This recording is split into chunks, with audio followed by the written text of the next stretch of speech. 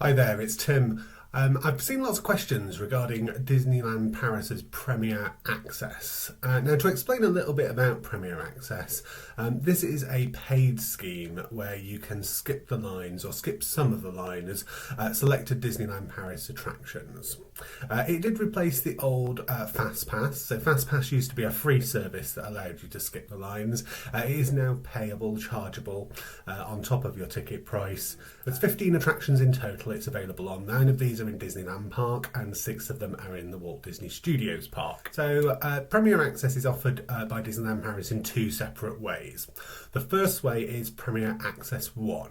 So this works individually per attraction. So if you arrive at an attraction and you want to ride it, but the wait is too long, you can, and it offers Premier Access, then you can go onto the Disneyland Paris app, select the ride and pay for a Premier Access time slot. To give you a return time, a return window is normally within a sort of a 1 hour window, and then you will be able to access it using that Premier Access single that you've purchased. So you are going to pay between 5 and probably 13 euros per guest per attraction that you use it on, and the price depends per attraction per day, and they can vary.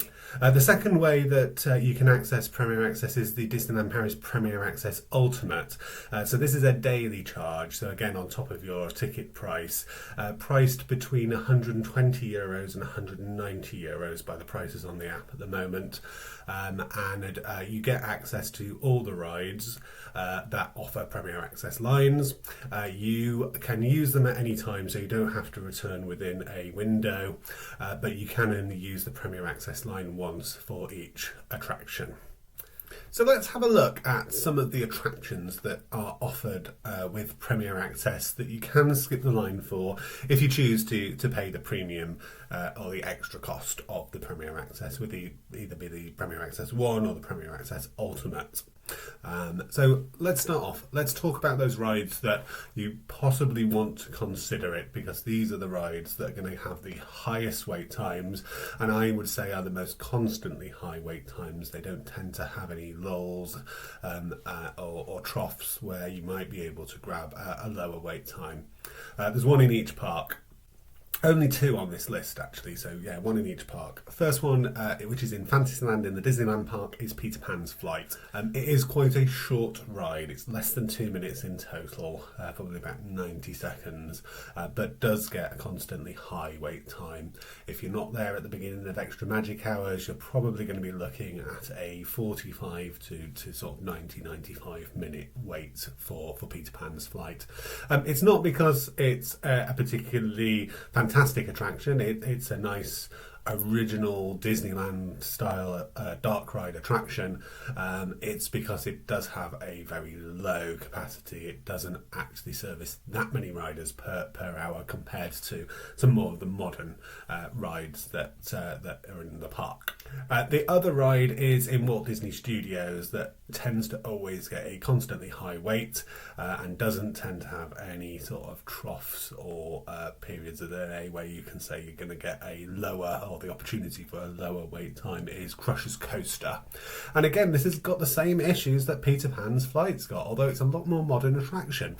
This is it's a spinning roller coaster, but it was built to add some capacity to Walt Disney Studios Park when it was struggling back in the sort of mid-early 2000s, and it does only have, again, about an 800 rider per hour capacity. So being to a popular franchise of the Finding Nemo, being a reasonably lower height requirement of 1 metre and 7 centimetres, it is a popular attraction.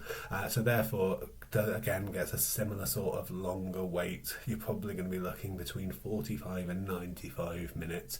Again, unless you can get early on in the extra magic hours to get on this attraction first, you are going to struggle to wait less than that without paying for Premier Access. Taking those 2 rides out of the equation, let's have a look at some of the rides that offer Premier Access, which possibly either don't need to or only need to do it at the very peak times. So these rides have got regularly a sort of 10-minute wait time, especially sort of either at the start of the day or towards the end of the day, maybe looking at the points of the day during meals, during parades, during shows, when other things are happening in the park. These rides can regularly see very low wait times, if not walk-ons. There's 2 in each park. That, as I say, you could be paying for Premier Access, and you possibly don't need to be with these 4 attractions. The first one is Phantom Manor. Phantom Manor is a fantastic attraction. It's probably one of my favourites, probably second favourite attraction, and certainly one of my must-go-tos every time I go to the park. It's the Haunted Mansion of Paris. A little bit of a darker story, but still some fantastic effects in Phantom Manor. And regularly will post a 13-minute wait, which is a old Haunted Mansion trick, which basically is telling you it is a walk-on or 5-minute wait. In Discoveryland is Star Tours. So this is a simulator attraction at the very back of Discoveryland, so people sometimes don't quite get back that far, or it's quite a long way to get to if you're wanting to get to it quickly. This is another high capacity attraction. They've got 7 simulators in the attraction, and when they're running at full capacity they can put through a serious amount of guests. So this can eat up queues quite quickly. So it can get up to a 45-minute wait on very, very busy days, like a lot of attractions possibly can do, but I regularly see this down at a 10 or 15-minute wait. So again, another one you probably could save some money by not buying Premier Access, or you would be wasting money if it's only showing a 10-minute wait, because you're not going to be saving a lot of time whatsoever. And just bear in mind, with things like simulators and Star Tours, you are waiting around to board the simulator itself, whether you've paid for Premier Access or not. It doesn't. Premier Access doesn't expedite all the wait in every occasion. So moving over to Walt Disney Studios, Cars Road Trip is. I've never seen this. Beg your pardon. Most of the time when I'm watching the app, when I'm looking at wait times, or when I'm in the park looking at wait times, this posts a 10-minute wait. 5 minutes even. There has been a few occasions when it's got up to 45, but I suspect that's due to a breakdown or some anomaly, which basically means you're going to be waiting a little while. So I would, nobody ever needs to pay for Premier Access for Cars Road Trip. I can't really understand, apart from they had the space to put the line in when they did that. And the final one in Walt Disney Studios that has regular, very low wait times is Avengers Assemble Flight Force. So this is the newly reimagined rock and roller coaster. The new pre-show is fantastic, but again, I see regular days when this is down at a 10-minute wait, especially later on in the afternoon, evening times. It does have quite a high height requirement. I think it's 1.2 metres or 1.20 metre, so it does exclude some of our younger, smaller guests of Disneyland. It doesn't get horrendous wait times for the whole day. It does certainly have plenty of opportunity to catch it at a low wait. So moving to the next level up from that, there are, I'd say, rides that do tend to get slightly longer waits than those 4 that I've just mentioned, but sometimes are not horrendously more. And again, lots of opportunity in the day. They do fluctuate quite a lot.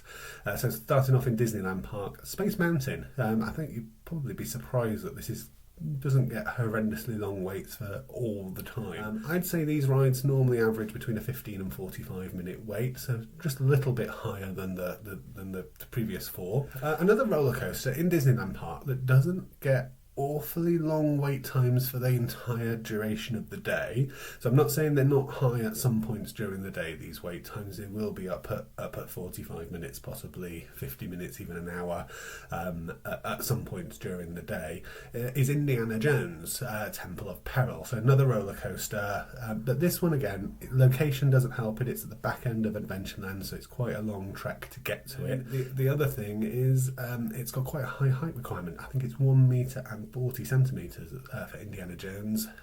So it can exclude quite a lot of our younger, smaller guests again. So that does affect the wait time. So you will see it up at 45 minutes an hour, but I regularly see this down at 15 minutes at several points during the day. The final ride I've put in this category is over at Studios, and it probably, up until Avengers Campus opened, was one of the most popular rides with a constant wait time is Ratatouille. So that's on this list for two reasons. One, you regularly now see it at a 15-minute wait, especially at some points during the day. I'd say Studios tends to sort of thin out in mid-afternoon. It's a great time to get over to Studios and maybe hit some of these attractions in Studios that you could be paying for if you use the right strategy. Can be 45 minutes, can be up to an hour on peak days, certainly Ratatouille, but again, it does have a good throughput.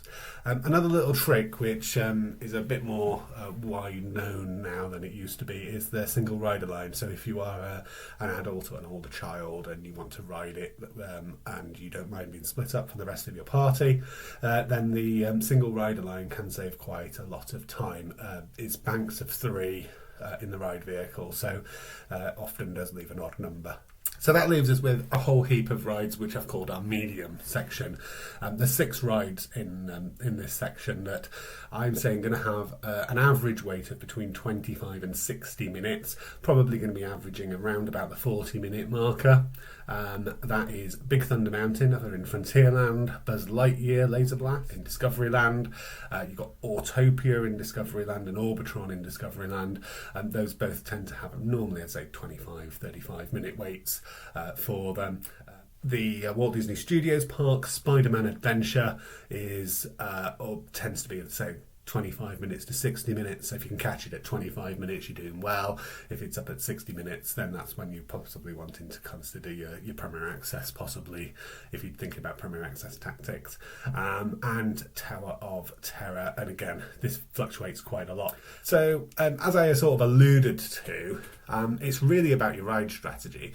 It's really about are you going to just get in the queue, whatever it says, and wait that time, or are you going to buy Premier Access, or are you going to say, actually, we'll come back to it. We'll come back to it later in the day. What we'll do is we'll hit this one just as the parade's finishing, or just as the parade's starting, because we don't need to see the parade every day of the trip. And using that time, or maybe at meal times as well. That's another great opportunity when people get distracted by other things that might be happening, like going to queue up for dinner or lunch. Then that's a great opportunity for potentially rides, and some of these rides will then dip into their lower end wait times, so you don't have to then either spend money on Premier Access or be in a long queue. Premier Access Ultimate probably doesn't really need to be purchased.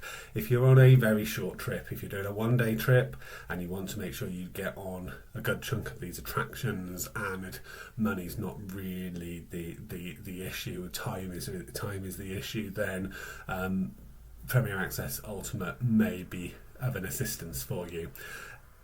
Having said that, it still may be more cost effective to Premier Access all the attractions you need to Premier Access, rather than paying for them all and with the Ultimate Pass. So you might end up only needing to use it half a dozen times, which is going to cost a significant amount less than the top price of €190 that Premier Access Ultimate is. If you're on a longer trip, you've got more opportunities. I say you've got more opportunities to catch these attractions at the lower end of the wait times. So if you're catching them at the 20-minute mark and then you're getting on stuff at that point, that's great. There might be one or two of these attractions that you've really not managed to catch at the right time, even on a 3 or 4 day trip.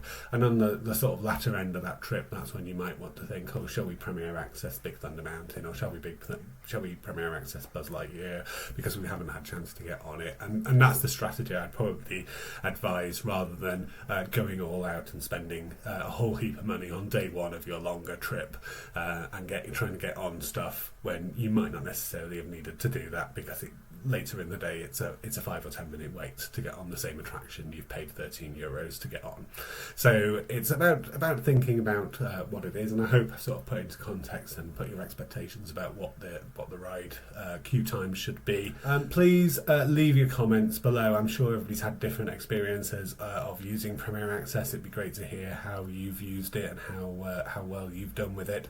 The other thing we would like you to do is, if you can subscribe to our videos, we will like to help you with your Disney trips. We are a full travel agency service, so we are part of the Tin Potter Travel Company, and we do work with Disney as well as lots of other operators to help you plan your holiday away or your Disney vacation. Thanks for watching. It's great to see you, and we'll see you again next time. Thank you.